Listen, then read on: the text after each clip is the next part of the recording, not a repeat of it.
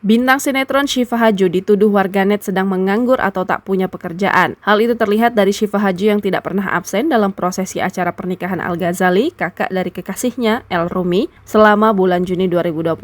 Tidak hanya itu saja, Syifa juga terlihat selalu menemani kesibukan sang kekasih, El Rumi. Mereka sering mengumbar kemesraan di media sosial. Lewat siaran langsungnya di media sosial, Syifa menjawab tuduhan warganet yang sedang menganggur. Ia mengakui kini sedang tidak menerima pekerjaan di akting. Rupanya kekasih El Rumi tersebut sengaja mengambil jeda panjang untuk beristirahat. Syifa Haju merasa kelelahan usai menjalani stripping sinetron selama 1 tahun sebelumnya. Selain itu, dalam beberapa waktu belakangan, aktris 24 tahun tersebut sengaja menolak berbagai tawaran yang masuk kepadanya. Ini lantaran proyek film dan serial yang sedang marak sekarang memiliki unsur cerita dengan batasan usia 17 atau 21 tahun ke atas. Syifa Haju dengan tegas menolak melakonkan adegan dewasa, karenanya dia sengaja memilih nganggur daripada menerima proyek yang tidak sesuai dengan prinsipnya. Adapun Syifa Haju juga mengaku tak terlalu menganggur. Dia masih banyak melakukan pekerjaan di luar proyek akting.